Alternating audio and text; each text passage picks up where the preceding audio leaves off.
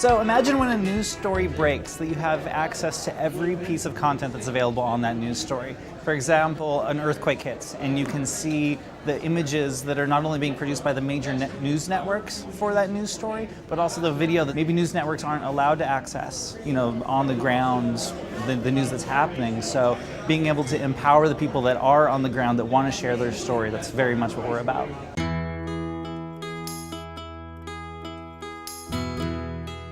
When you think about something like the Arab Spring, that's a perfect example of when the news media, traditional news media, maybe isn't necessarily allowed to show what they think the story should be.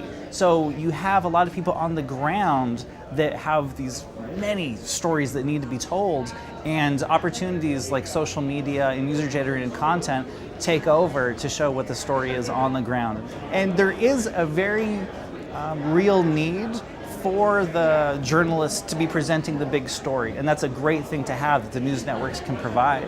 But I think that should be balanced with on-the-ground reporting. So when that happened, and when I got to my hotel room trying to watch the news, I couldn't get any information about the regions in which disaster was happening. And so one of the things that we built into the service is you can actually zoom in on a map and go to a specific neighborhood and see the imagery and the videos that are being produced from that neighborhood. It's like, is this neighborhood okay?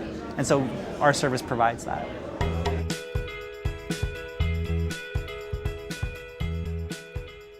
There is a ton of content out there. Our algorithm picks up about 20,000 news reports per hour.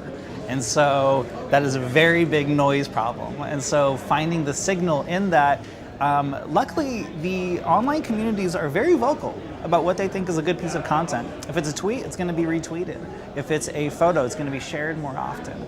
And so there are very definite ways to see what the community thinks is an important piece of content. So we pay very close attention to what the people are saying and what the people are enjoying online, and then just distributing that to the people that haven't already seen that. So that's when you look at the comment section, and our algorithm can actually look at the comment section and say, like, people are not agreeing with this piece of content. People are voting it down. People are saying this is, untrue, that the facts need to be represented. So we can actually look at information like that.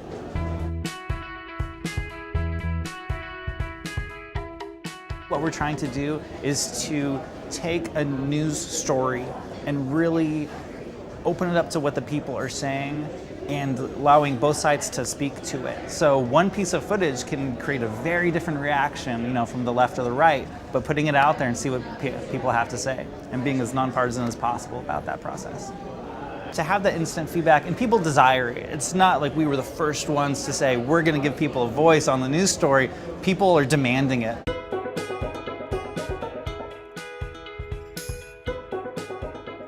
News will always be necessary, and what's happening in the world is always going to be very important to a certain group of people. I'm definitely included in that group. I think the nature of news will change, as will the delivery mechanisms for news. The nature of news, all of a sudden, now we have the ability to say, if your friend is rushed to the hospital, that's news to you. And so you can include it in your news source.